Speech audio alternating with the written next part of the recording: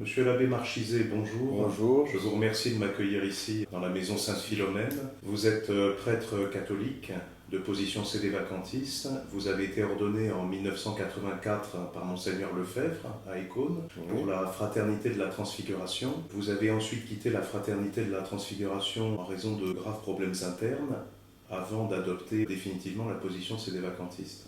Oui, c'est exact, oui. Donc, quitté la communauté de Mérigny, donc Fraternité de la Transfiguration en 97, février 97. Et la position sédévacantiste, je dirais un petit mot là-dessus, puisqu'il faut employer ce mot pour se faire comprendre. Dans les années 2001. Alors, donc, ce qui m'a valu effectivement après cette position des défections. Mais faut choisir, il faut savoir si on veut garder intégralement la foi catholique ou si on veut composer. Voilà. Et puis le bon Dieu est providence, il a toujours bien fait les choses, donc j'ai jamais eu à m'inquiéter du côté matériel. Donc voilà, donc certains prêtres aussi donc, qui hésitent à dire franchement qu'ils ne peuvent pas être en union avec un hérétique au canon de la messe, donc qu'ils ne s'inquiètent pas, le bon Dieu donc est providence et il y aura toujours assez de fidèles pour soutenir ce prêtre et puis qu'il puisse exercer donc, un ministère tout à fait correct.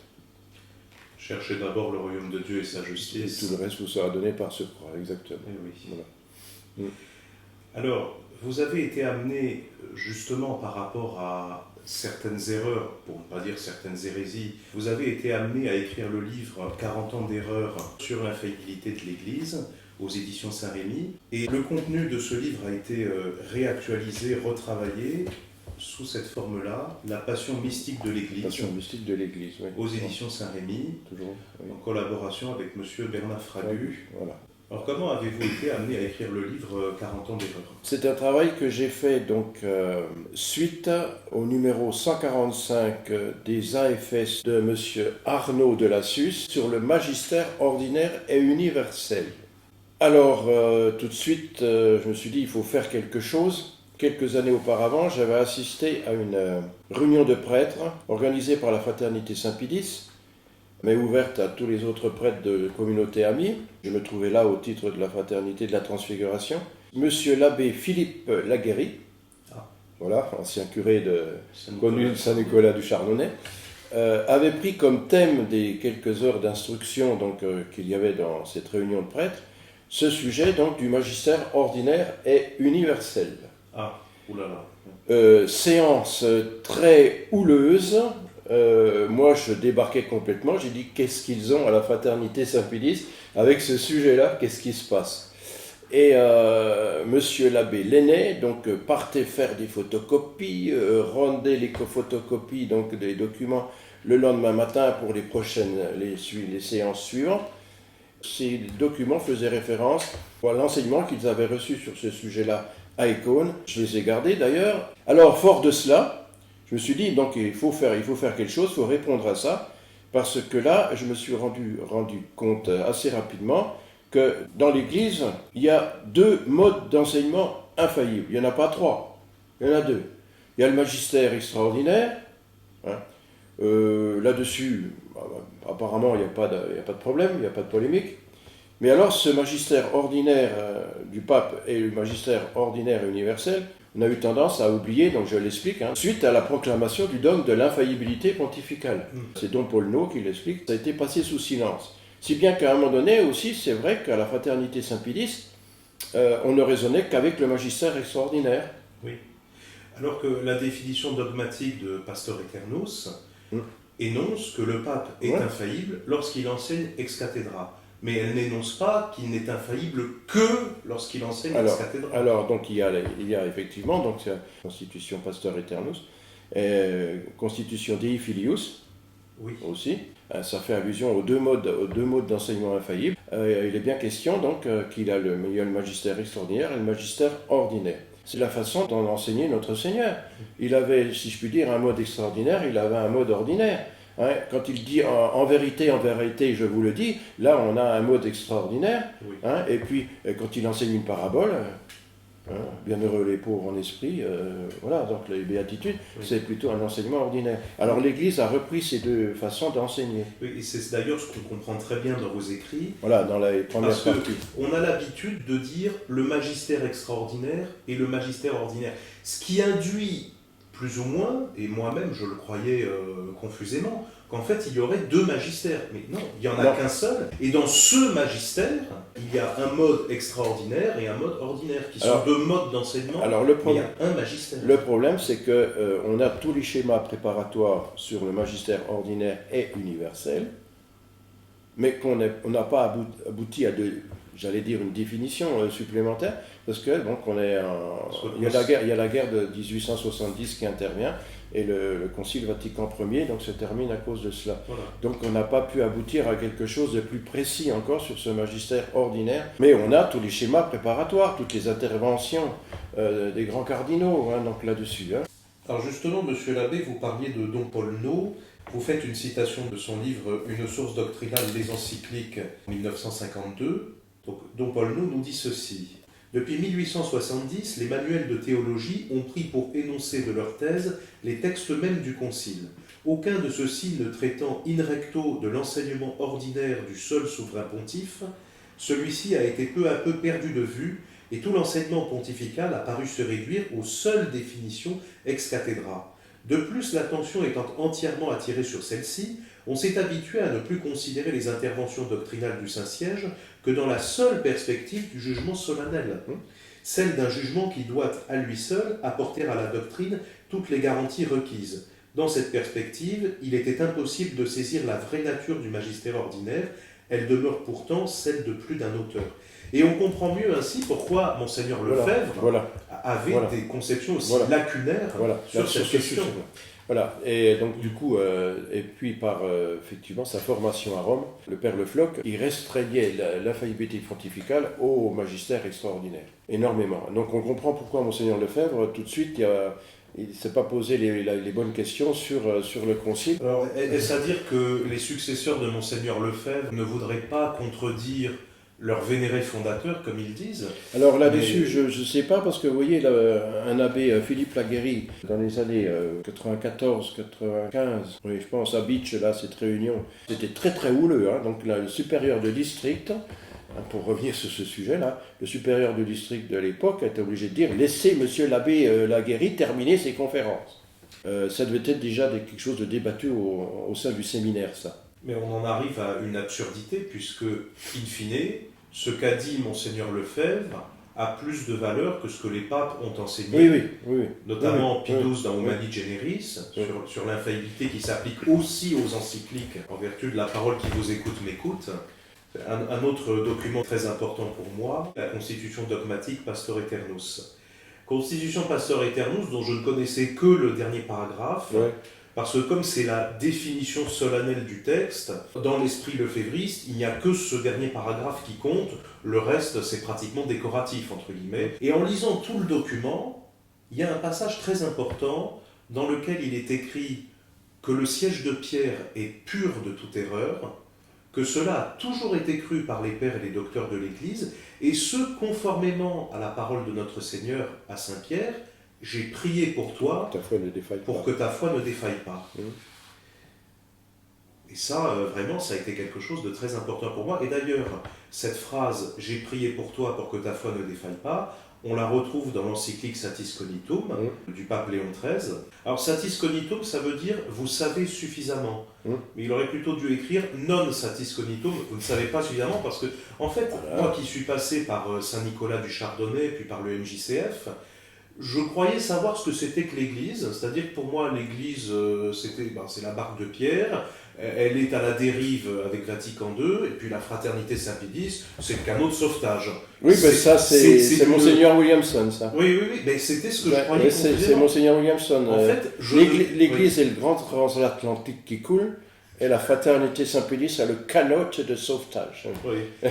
Et donc, en fait, je ne savais pas ce que c'était que l'Église, je croyais le savoir, jusqu'au jour où j'ai lu Satis Cognitum du pape Léon XIII, dont on ne m'avait jamais parlé, une encyclique qui est trop peu connue, donc c'est pour ça que le titre, est un peu ironique avec le recul. Et en fait, dans cette encyclique, le pape Léon XIII s'appuie sur la parole « J'ai prié pour toi pour que ta foi ne défaille pas ». Et à la lumière de laquelle il enseigne que le magistère est infaillible. Et le magistère, ça veut dire le magistère avec les actes extraordinaires et les actes ordinaires. Alors je reviens moi surtout sur les choses concrètes, je reviens sur ce que j'ai expliqué dans la vidéo de l'année dernière, en expliquant un des vitraux qu'on a dans l'église. Oui, là. La Providence fait bien les choses parce que le vitrail de droite, c'est Saint Léon Ier, Saint Léon le Grand, représenté donc avec ce passage où notre Seigneur dit à Saint Pierre, j'ai prié pour toi pour que ta foi ne défaille pas.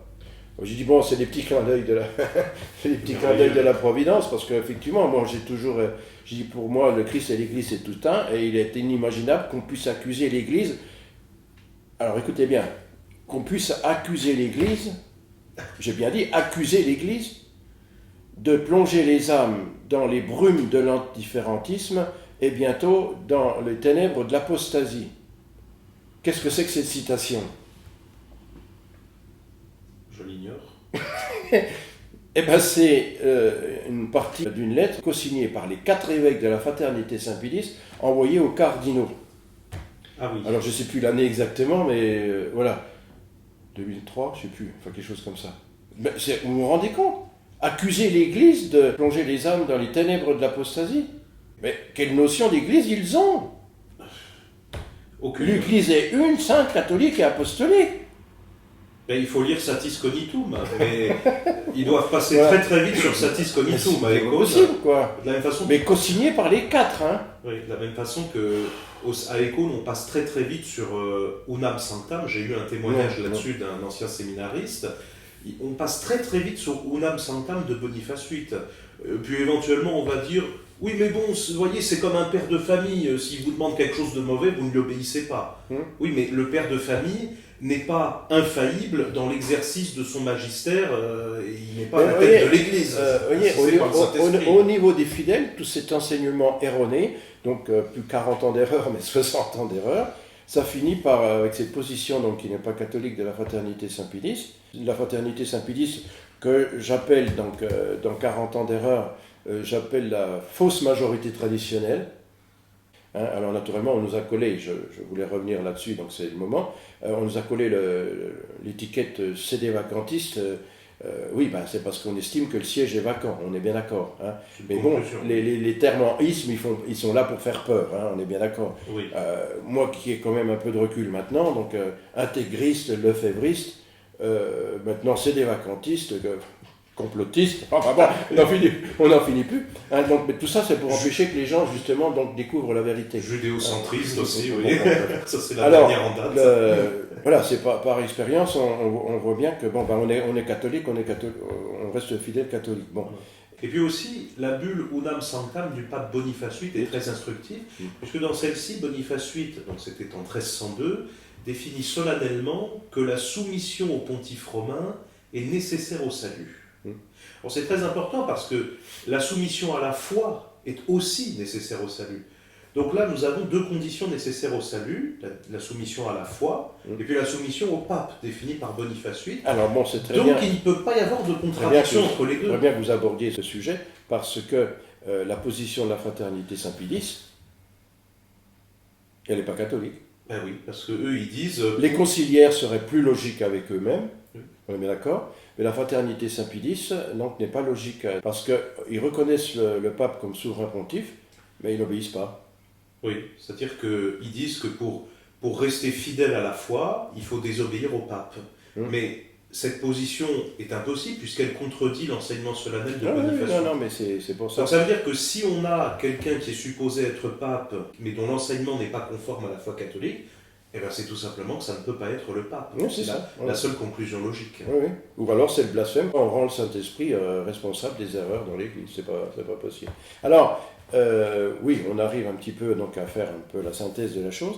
Alors pourquoi on a voulu aussi donc, ce nouvel ouvrage, donc là, en allant à l'essentiel, puis en présentant donc, les textes de référence comme il faut, c'est parce que Alors, on se base bien sûr sur ce que dit la très sainte Vierge Marie dans le secret donc de la Salette, donc à Mélanie. Hein. Elle dit Rome perdra la foi et sera le siège de l'Antéchrist. Et puis le passage qui effectivement là donc, nous sert le plus, c'est l'Église sera éclipsée. Hein. Oui. L'Église sera éclipsée. Alors j'explique dans 40 ans d'erreur ce que c'est que une éclipse. Normalement, tout le monde devrait savoir ce que c'est qu'une éclipse.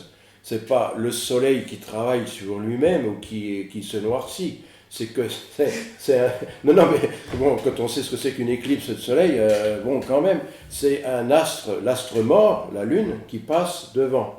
Eh bien, on a exactement, la Sainte Vierge ne se trompe pas de terme, elle tient à ce terme-là, l'Église sera éclipsée, éclipsée par un astre mort qui s'appelle la secte conciliaire. Hein, ce qui fait que donc, la lumière parvient moins, mais le soleil il est toujours là derrière, il n'y a pas de problème, l'Église est toujours là. Mais alors, pourquoi on a appelé donc notre livre, donc le second, La Passion mystique de l'Église? Parce que on sait très bien que ce n'est pas de notre invention, c'est que l'Église en tant que corps mystique peut très bien passer par toutes les étapes de la Passion, Oui. hein, comme pour notre Seigneur.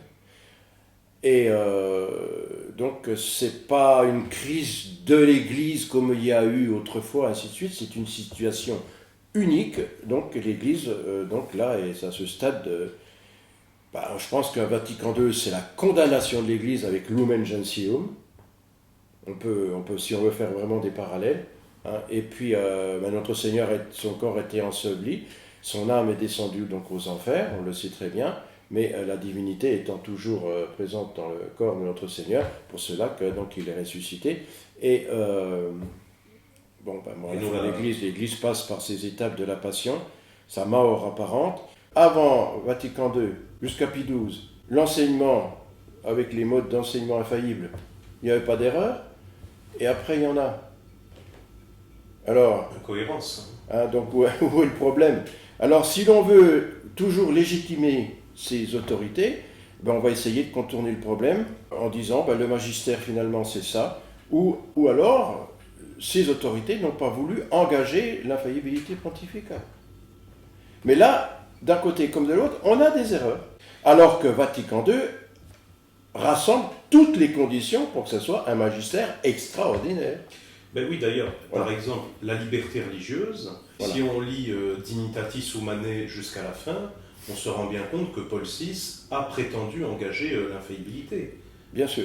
Donc à partir du moment où Dignitatis Humanae contredit Quanta Cura, en reprenant certaines formules pratiquement mot pour mot, sauf que dans Quanta Cura c'est condamné alors que dans Dignitatis Humanae c'est promulgué, normalement il ne devrait pas y avoir de place pour le doute. Voilà. Normalement c'est très clair. Oui. Alors, vous avez eu des développements donc d'erreurs aussi dans les congrès de Sissi-Nono, qui sont reprises par Monseigneur Felet, je me rappelle, qui en chair à Saint-Nicolas du Chardonnay a dit l'infaillibilité de l'Église c'est simple, c'est comme pour un sacrement, vous savez qu'il faut des conditions, intention, matière et forme.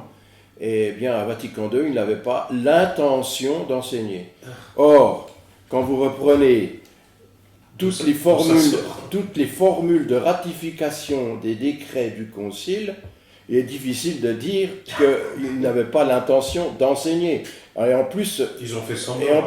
Paul VI a dit à Monseigneur Lefebvre, si j'ai bonne mémoire, en disant ce concile est en quelque sorte plus grand que le concile de Nicée-Constantinople. Il a dit ça, oui. Bon, voilà. Alors, non, mais j'insiste bien, on n'a même pas le droit de dire les conditions d'infaillibilité de l'Église, c'est comme pour un sacrement. L'infaillibilité de l'Église n'est pas un sacrement.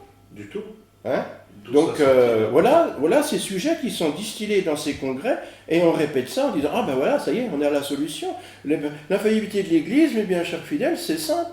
C'est comme pour un sacrement, il faut l'intention. Alors on a décrété qu'à Vatican II, il n'y avait pas l'intention d'enseigner. C'est un des arguments donc, qui est venu un petit peu après la rédaction de mon livre, mais tout ça, ça ne tient pas. Alors bien sûr, vous avez des ralliés, des conciliaires, qui vont vous dire la liberté religieuse, le concile, c'est la continuité de la tradition. On tombe alors là dans ce qu'on appelle l'herméneutique de la continuité. Alors que selon l'inventeur même de cette formule, j'ai nommé Joseph Ratzinger, il écrivait dans son livre Les principes de la théologie catholique, ou pseudo-catholique, que Vatican II, notamment ses 3 principaux textes avec Gaudium et Spes, Nostra Aetate et Dignitatis Humanae, Vatican II s'apparente à un contre-syllabus. Il l'a dit, bien sûr. Alors il n'y a pas de continuité. Non, non, Qu'est-ce que c'est que ça? Non, c'est une rupture totale. Alors moi, ça m'a rappelé donc une réunion que j'avais eue avec mes confrères et puis mon supérieur à l'époque avec l'archevêque de Bourges. Donc on a perdu une journée. Ça ne sert à rien, on n'était même pas capable à la fin de la réunion de dire le même Notre Père. Vous voyez, c'était vraiment... Bon, bref. Et à un moment donné, donc, un de mes confrères intervient en disant, mais écoutez, donc, il y avait l'archevêque de Bourges, Monseigneur Plateau, et puis donc il était soutenu théologiquement par un chanoine. Et à un moment donné, un de mes confrères a dit, oui, mais enfin quand même, Vatican II, on ne peut pas dire que c'est la continuité de la tradition. Alors l'archevêque était ébranlé, hein, et c'est le chanoine à côté qui a fait « Si, eodem sensu. » Bon, j'ai presque tapé du pied à mon confrère en disant « pas la peine de discuter ». Mais voilà, alors « eodem sensu », tout le monde comprendra donc ces 2 mots latins, hein, c'est finalement ce qu'on appelle maintenant l'herméneutique de la continuité.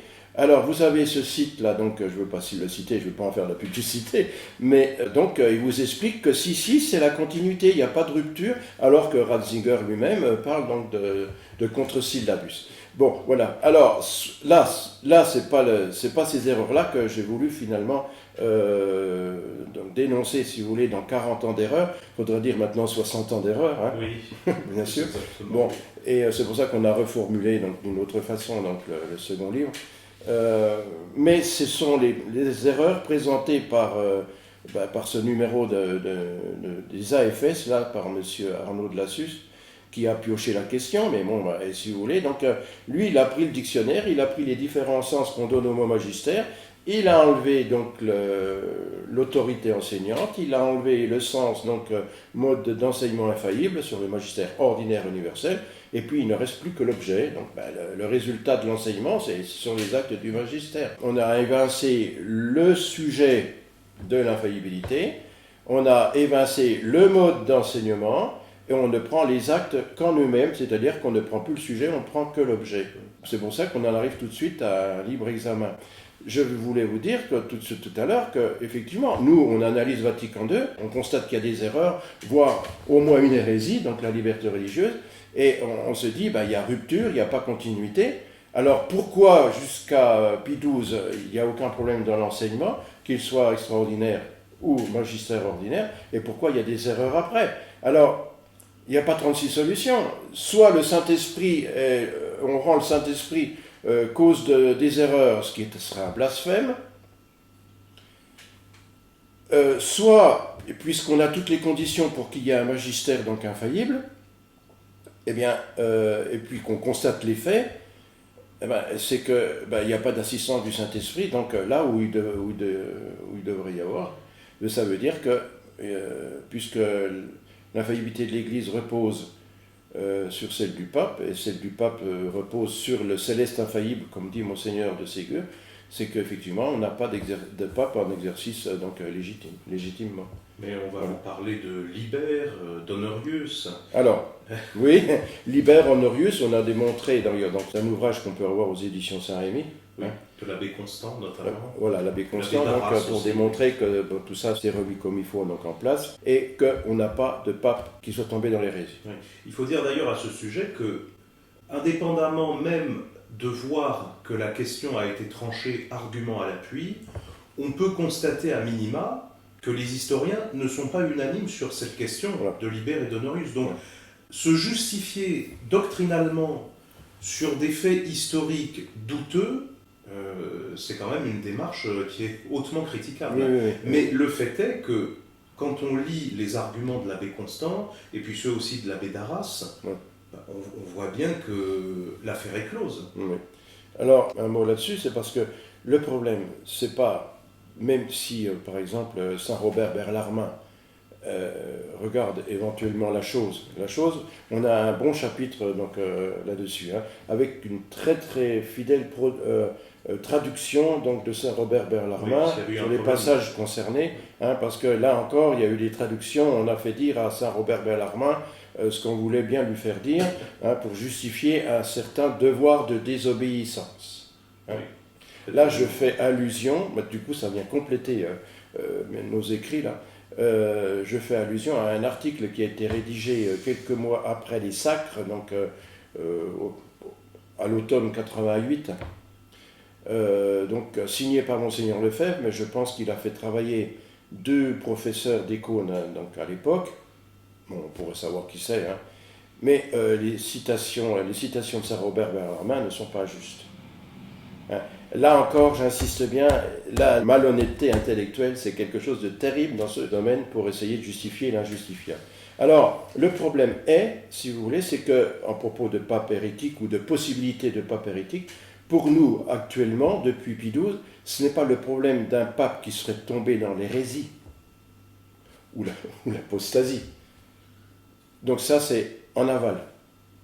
Oui. Nous, on regarde en amont. Oui. Voir si ces gens-là, ces personnages qui ont été élus aux yeux de tout le monde, hein, aux yeux de tous les cardinaux et tout ça, sont papabilés. Oui. Et s'ils ont failli dans la foi, avant, eh bien nous avons le document canonique qui nous permet nous avons la bulle Cum ex apostolatus de Paul IV. Hein. Oui, bulle voilà. qui est valide à perpétuité. Valide à perpétuité. Alors cette bulle, elle n'a pas plu. Donc effectivement, à certains qui sont les partisans de la thèse dite de Cassisiacum. Notamment, oui. Hein, elle ne va pas dans leur sens. L'hypothèse de départ de Monseigneur Gérard Deslauriers, à savoir si le conclave est valide, comment expliquer que celui désigné par le conclave enseigne des hérésies, c'est ça son point de départ. Il ne s'est pas prononcé absolument pour la validité, mais si c'est valide, comment expliquer que celui qui est désigné enseigne des hérésies ? Avec la bulle de Paul IV, on se rend compte qu'en fait c'est tout simplement impossible et que la question ne se pose même pas. Alors c'est pour ça que je dis, c'est les kilomètres et les kilomètres d'écrits concernant le pape hérétique, enfin bon, si c'est un vrai pape, et puis donc ce qu'il fait, ce qu'il dit, c'est pas ça le problème, c'est avant. Il faut régler le problème avant. C'est pour ça que je parle donc ça en aval. Vous pouvez continuer d'écrire tout sur tous ces sujets-là. Nous, ce qui nous importe, c'est en amont. En amont, ces personnages qui ont failli dans la foi. Alors, faut-il encore le démontrer ? Non, mais on n'a pas assez de preuves, donc de documents pour des gens qui sont maintenant même pas prêtres. Hein, François Zéro, François Ier, enfin bon, comme vous voulez, sont même pas prêtres. Donc tous ces gens-là sont des modernistes, donc ils sont peut-être reconnus aux yeux de tout le monde, mais la bulle de Paul IV, elle stipule bien, même si tous les cardinaux sont d'accord et si le monde entier reconnaît donc effectivement donc l'élection. Hein. Alors cette bulle de Paul IV, les partisans donc, de la thèse dite de Cassisiacum disent que cette bulle a été abrogée. Parce qu'elle ne serait pas reprise dans le code. Parce qu'elle ne serait pas reprise dans le code. Alors dans le code, effectivement, elle ne se trouve pas dans les chapitres, enfin dans les articles du code, mais elle est dans les références, si je puis dire. Elle a ce qu'on appelle le corps des lieux canoniques. Hein. Oui. Elle est là. Donc il ne faut pas dire qu'elle est abrogée. Et elle est en fait reformulée dans le canon 188. Je ne force pas ma mémoire à retenir au chiffre près donc, ces choses-là, mais donc effectivement. Alors après, on a invoqué donc, le fait que Pie XII, pour un conclave, avait relevé les censures. Mais ce sont les censures ecclésiastiques. Oui. Hein, c'est encore autre chose. Donc les gens essayent de défendre là encore quelque chose qu'ils ne sont pas forcément très au courant ou ils sont induits en erreur. Quand vous dites censure ecclésiastique, les censures ecclésiastiques, par exemple, un cardinal serait suspens a divinis. Oui. Et bien cette censure ecclésiastique donc, serait levée pour le conclave. D'accord. Voilà. Mais reprend donc après. Mais ce n'est donc pas la même chose que dévier dans la foi. C'est pas pareil que dévier dans la foi, ce que stipule la bulle donc, de Paul IV. Hein. Oui. Et c'est une bulle infaillible, document à perpétuité. Oui. Il y a même là. Tout. Alors, sur la bulle de Paul IV, apparemment il y a une partie juridique. Selon certains, elle serait même totalement juridique. Mais pourtant, lorsque Paul IV désigne ce document comme valide à perpétuité, il emploie l'expression « definimus », nous définissons. Donc il y a une partie doctrinale quand même. Bien sûr, oui, c'est sûr. Oui. On entend parfois dire « oui, mais les papes n'ont pas prévu la crise actuelle et donc on ne trouve dans l'enseignement des papes rien qui puisse expliquer la crise actuelle ». C'est faux. Quand on lit le pape Pie XII dans Humani Generis, il explique bien que l'infaillibilité s'applique aussi aux encycliques, en vertu de la parole qui vous écoute m'écoute. Voilà, alors il y a des gens qui m'ont posé la question où s'arrête le magistère ordinaire et universel. Alors moi je dis les encycliques, mais ne croyez pas que si vous discutez comme ça à bâton rompu avec le souverain pontife, c'est du magistère ordinaire et universel. Donc c'est pour ça que je dis qu'au niveau du magistère ordinaire, bon voilà, jusqu'aux encycliques. Après, les gens me disent, oui, mais l'imprimature donnée par un évêque donc, dans le diocèse. Ah non, ça ne va c'est l'imprimature. Mais les gens ne comprennent pas, ils pensent que c'est aussi donc, du magistère infaillible. Dans Pascendi, Saint Pie X explique bien que les imprimatures ne sont plus des garanties suffisantes Surtout compte tenu des infiltrations modernistes. Voilà. C'est pour ça que j'expliquais, c'est pour ça, pour détendre un petit peu, là, bon, c'est amusant, parce que il y a une personne qui me disait, mais les catéchismes sont infaillibles. Dans les catéchismes, il y a bien des choses qui sont infaillibles, on est bien d'accord, comme les credos, enfin bon, on est bien là, c'est sûr. Mais par exemple, quand on développe dans un certain catéchisme le 4e commandement de Dieu, tu honoreras ton père et ta mère, quand on développe, c'est la défense de la patrie. Oui. La patrie, c'est la terre de nos pères. Oui. On est bien d'accord. Et donc, il y a le devoir, l'obligation, le devoir de voter. Alors, je dis que vous voyez bien quand même que tout n'est pas infaillible dans le catéchisme. Alors, si vous me dites que le catéchisme, il y a des choses qui sont... Bien sûr, la plupart des choses sont infaillibles, c'est les vérités de la foi qui sont dans le credo, dans des choses comme ça. Mais ne me dites pas que le catéchisme en tant que tel, c'est un document infaillible. À ce sujet, il y a d'ailleurs un catéchisme de 1905 qui a été publié à un moment donné par ordre du pape Saint Pie X et qui est réputé être un catéchisme de Saint Pie X. Voilà. Mais c'est faux. Et d'ailleurs, précisément, dans ce catéchisme de 1905, sur l'infaillibilité, il y a une erreur, qui a ensuite été corrigée en 1912. Alors là, monsieur Arnaud de la Suisse donc, cite justement, se base sur ce problème-là, donc à un moment donné. Bon, peu importe, j'ai pas pu tout reprendre, quoi, parce que c'était déjà très difficile à décortiquer. Bon, et franchement, au début, quand j'ai vu ça, je me suis dit par quel bout je vais le prendre. Bon, mais après, quand j'ai vu qu'on éliminait le sujet puis qu'on ne parlait plus que de l'objet, bon, ça a été facile. Mais au départ, je me dis, mais comment je me... Enfin, par quel côté je prends ce bâton-là? Vous comprenez ce que je veux dire? Je dis, c'est pas possible. Non, mais je peux pas laisser passer ça. Bon, après, il y en a certains qui ont été contents, donc effectivement, que je fasse ce travail là-dessus, et puis qui ont dit qu'ils étaient intervenus ou qu'ils se sont récupérés le livre. Ça, c'est autre chose. Non, voilà. Bon, j'ai été conseillé pour citer aussi les passages de secret de Mélanie, donc à la Salette, les passages les plus importants donc, de la conjuration antichrétienne. Voilà. Bon, mais autrement, le travail de base est largement de base. Bon, c'est moi, c'est pas... Voilà. Alors, pour le second livre, on a voulu faire quelque chose, non seulement pour un peu le monde ecclésiastique qui est plus versé donc, là-dessus, faire un résumé, c'est-à-dire que finalement, les annexes, on ne les a pas présentées. On a zappé, si je puis dire, pour prendre une expression que tout le monde comprendra maintenant, on a zappé un petit peu sur le décortiquage des travaux de M. Arnaud de la Suisse, parce que, bon, je suis allé vraiment à l'essentiel. Et puis, on a voulu présenter les textes latins et les textes français, les traductions françaises, le plus proche possible. Parce que, donc, effectivement, monsieur Fragu, quand même, pour parler un petit peu de lui, il est allé vérifier les traductions, donc surtout sur le passage le plus important, toujours cité, de Saint Robert Berlarmin. Monsieur Fragu est agrégé des lettres, docteur de l'université de Picardie. Et c'est mon paroissien qui nous enseigne aussi le grégorien. Alors, il y a Saint Robert Berlarmin, il y a le Communitorium de Saint-Vincent de Lérins, donc les ouvrages de référence donc, en latin, et la traduction française, la plus juste, la plus fidèle possible. Donc là-dessus, je lui ai fait entièrement confiance. Comme ça, les gens peuvent aller vérifier. Parce qu'à un moment donné, avec un confrère, je vous en ai fait une allusion tout à l'heure, on s'est aperçu que certainement les deux abbés qui ont travaillé pour cet article signé par Monseigneur Lefebvre en automne 88, après les sacres, ils ont dit c'est un devoir de désobéissance, puisque Saint Robert Bellarmin le dit, mais c'était à propos d'un pape qui détruit matériellement l'Église. Ah, C'est quand même pas la même chose. Hein.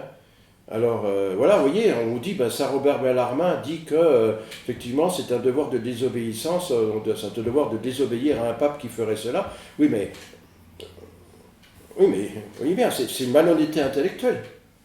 C'est un aveuglement spirituel par un péché d'orgueil, je pense, au départ. et alors, il y a une question que j'aimerais vous poser, parce que on entend parfois certaines choses sur la notion d'hérésie. Est-ce que vous diriez que la Fraternité Saint-Pédis est une secte et qu'elle ne fait pas partie de l'Église catholique? Ah non, Ou est-ce que c'est plus subtil non, que ça? non, c'est plus subtil que ça, oui, quand même. Non, ils sont dans une position qui n'est pas catholique, mais Oui. quant à dire qu'ils sont une secte qui ne font pas partie de l'Église, non, là, enfin, je sais pas, il y en a qui vont jusque-là. Oui, Adrien Abosi, par exemple. Non, on sait très bien, on déplore cette position, je suis tout à fait d'accord, hein, mais c'est comme si moi, avant que je ne prenne conscience donc, de la vacance du Saint-Siège, qu'on me dise vous n'étiez pas d'église, vous n'étiez pas dans l'église. Oui, mais on va vous dire qu'aujourd'hui, avec Internet, c'est fini, tout le monde doit tout savoir et que, allez, en un claquement de doigts, ça y est, on doit comprendre. Enfin, l'intéressé lui-même a mis des années pour comprendre et il vaudrait que les autres comprennent comme ça. Ah, Sinon, on est un hérétique formel, c'est sûr et certain. Non, mais ce sont des ultra rigoristes. Vous voyez ? Oui. Alors ça, il leur manque quelque chose. Je ne dis pas qu'ils ne sont pas partie de l'église, ils sont baptisés, mais il leur manque quelque chose, c'est le sens de l'église. Alors quand on ne l'a pas, je suis sûr que c'est vraiment... c'est terrible. Parce qu'en fait, le seul qui peut désigner un groupe dans son ensemble et décréter que ce groupe, dans son entier, ne fait plus partie de l'Église, c'est le pape. Oui. Donc il y en a qui se prennent pour le pape, concrètement. C'est ça, c'est le manque d'autorité. Hein. Oui. Le manque d'autorité à l'heure actuelle. Hein. Et c'est très protestant, ça, de s'ériger en autorité. Le protestant, il est lui-même son propre pape. Oui, Donc, il a un pape tout seul de la Bible à la main, comme on dit. Hein. Ben oui. à un moment donné, il y a des choses que seule l'autorité suprême peut statuer et décréter. Entre hérésie matérielle et hérésie formelle, il faut bien faire la distinction. Oui. Alors pour revenir au credo, je tiens à préciser, parce que là c'est mon petit côté franc-comtois qui ressort. Je cite l'acte de foi. Oui, mon Dieu, je crois fermement toutes les vérités que vous nous avez révélées et que vous nous enseignez par votre Église. Mais l'acte de foi dans le petit catéchisme du diocèse de Besançon 1937 stipule « Mon Dieu, je crois fermement », pas de problème, tout ce que croit et m'enseigne l'Église. Oui. Pourquoi ? Parce que je pense qu'à ce moment-là, c'était pour éviter la sola scriptura, si vous voulez, des protestants, parce que le nord de la Franche-Comté est donc à moitié-moitié, moitié catholique, moitié protestant. Oui. Donc le catéchisme est un petit peu spécifique pour le diocèse de Besançon. Je crois tout ce que croit et m'enseigne l'Église. Voilà. Ça ne change rien en tant que tel, c'est un peu plus raccourci, mais je pense que ce raccourci a été fait en fonction donc, de la partie protestante donc, du nord des départements, de la Haute-Saône particulièrement, de Franche-Comté. Et autrement, je crois fermement tout ce que notre Seigneur nous a révélé et qu'il nous enseigne par son Église. Parce qu'il est la vérité même, Oui. et qu'il ne peut ni se tromper, ni nous tromper. Oui. Et le Christ et l'Église étant tout un, je crois aussi bien l'Église que notre Seigneur Jésus. Oui, parce que notre Seigneur nous enseigne par son Église. Et donc si l'Église nous enseigne des erreurs, ça veut dire que c'est notre Seigneur qui nous enseigne des erreurs par l'Église. Tout ça, ce qui est un blasphème. C'est un blasphème, c'est blasphématoire. Impossible. Oui, voilà, on est bien d'accord. Voilà. C'est une contre-église qui éclipse la véritable Église de notre Seigneur. Alors combattez, enfants de lumière, vous, petits troupeaux, vous qui y voyez, c'est Notre-Dame à la Salette, parce qu'il y a très peu de personnes donc, qui s'aperçoivent de la chose. Et curieusement, il y a des jeunes qui arrivent maintenant, qui découvrent qu'on leur ment, parce qu'ils recherchent quand même la vérité, qu'on ment. Alors, par des sujets complètement différents, ils s'aperçoivent qu'on ment, les médias mentent, Et donc du coup, ben, il se dit, mais quel est le problème aussi au niveau de la pratique religieuse? Et donc ils se disent, ah ben moi, j'ai quitté ça, je suis passé par la fraternité Saint-Pierre, la fraternité Saint-Pédis, ça va pas non plus. Ben, il n'y a qu'une position qui est catholique, c'est la vôtre, monsieur l'abbé. Enfin la vôtre, la nôtre, donc je ne suis pas tout seul. Voilà, mais bon, voilà, la grâce passe quand même. Hein, mais moi je pense que, voilà, dès que les gens ont découvert qu'il y avait une malhonnêteté intellectuelle quelque part, ben, faut pas les rouler deux fois, c'est tout. Hein. Du coup, voilà, le travail qui a été fait là pour dénoncer ces erreurs, maintenant c'est 60 ans. Bien sûr, il y a l'article de M. Arnaud de Lassus qui est décortiqué, mais c'est le reflet donc de ce que pense la fausse majorité traditionnelle sur ce sujet. Et puis pour aller à l'essentiel, et avec les traductions fidèles, hein, qui remettent certainement les choses un peu plus en place. Dans une très belle édition. Oui, très bien, l'édition cartonnée aux éditions Saint-Denis. Avec une calligraphie, si je puis dire, très, très facile à lire, très plaisante. Alors il a voulu, hein, parce que ça c'est lui, il a voulu absolument tout vérifier, les références, tout. Bon, il peut y avoir quelques coquilles encore au niveau sur les lettres ou sur les mots qui sont... Ça c'est inévitable. Voilà, bon, on a beau relire 10 fois, il y a toujours quelque chose. Hein. Mais voilà, après c'est lui qui va chipoter en disant il y a deux mots qui se suivent. Là. Bon, c'est pas grave. Bon. Si ce n'est que ça. Voilà. Donc voilà, Mais je pense qu'à l'heure actuelle, vu en plus ces explications qu'on vient de donner, je pense vous pouvez recommander dans 40 ans d'erreur. Il faudra peut-être, oui, bon, on va laisser sur 40 ans d'erreur puisqu'il était publié comme ça, et puis donc compléter avec celui-ci. Voilà. Donc pour arriver finalement à démontrer que la seule position catholique, c'est la position de la vacance du Saint-Siège. Voilà. Et je pense que nous pouvons garder ça comme le mot de la fin. Voilà. Merci beaucoup, monsieur l'abbé, pour cet entretien. Merci bien, à vous aussi.